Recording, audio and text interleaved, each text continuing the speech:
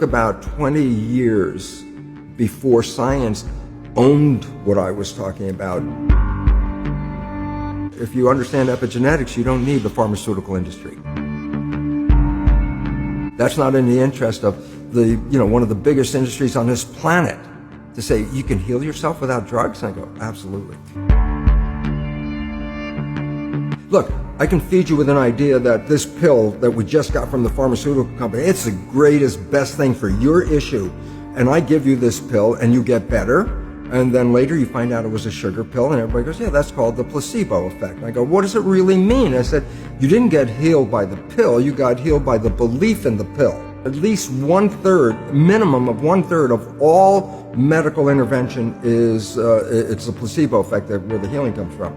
Everybody goes, yeah, I know about the placebo. I go, yeah, but that's a result of positive thinking. What about negative thinking?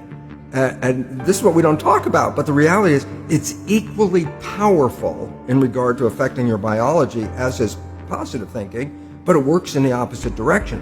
A negative thought is called the nocebo effect. Can cause any disease and you can die. If you believe you're going to die, you can die from the belief.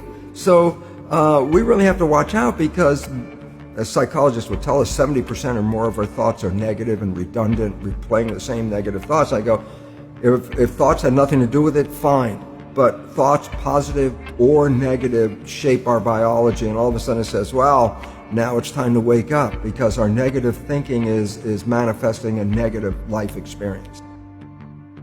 It took about 20 years before science owned what I was talking about and gave it the name epigenetics. That's the new science. Okay, which is the belief that through your behavior you can kind of alter your genetics, pass those on, express it differently. I'm probably using the wrong words. Well, pretty close right now. People talk about it as a reality, although it's still not totally understood or totally believed. But it can be replicated. It is now. Okay. It is a science. It's a hard science, and it's the leading edge. Now, I'll tell you where the problem comes from.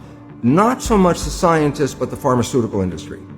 And the reason why this becomes important is because the pharmaceutical industry runs the show in medicine. And if you could put this kind of healing that I'm talking about into a capsule or tablet, they'd be talking about it right now.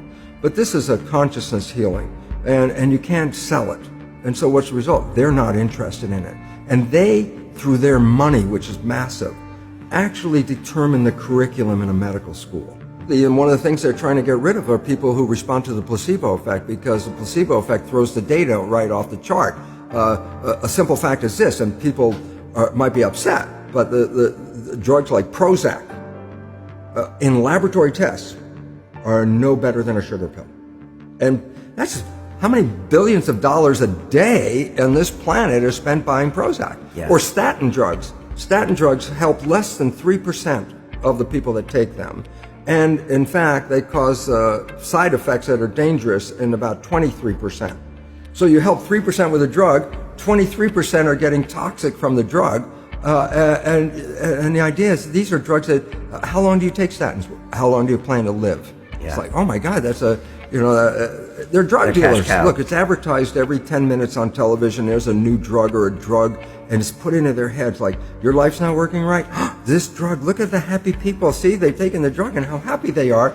And people buy that story, and pharmaceutical drugs kill about 300,000 people a year. And everybody's, that's just the cost of doing medicine. And yet they have a war on drugs, which kill less than 30,000 people a year. And all of a sudden you got a war because 30,000 people died. 300,000 people died. That's business as usual. Okay. How do we break this cycle? How do you fight these huge companies?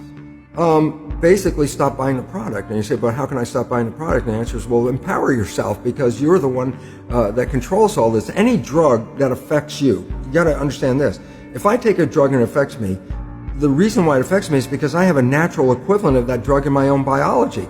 You don't take a drug and it affects you and you have a receptor for that drug, like you were having this protein receptor for a drug you may never take. That would be silly. So if you have a receptor for a drug, then by definition that receptor was already there because there was a natural drug. So in smoking pot, everyone, oh no, there's a drug called tetrahydrocannabinol, and guess what? You have receptors for it because you make your own. So the idea is this: well, if you want to have the effect of the drug, do you have to take an outside drug? And I say, no, you have to change your consciousness because you already manufacture every equivalent of a drug right now. And the idea is, if you're not manufacturing it, then that means your consciousness is not supporting you in your health. And it's really an adjustment of consciousness, not an adjustment of your biology.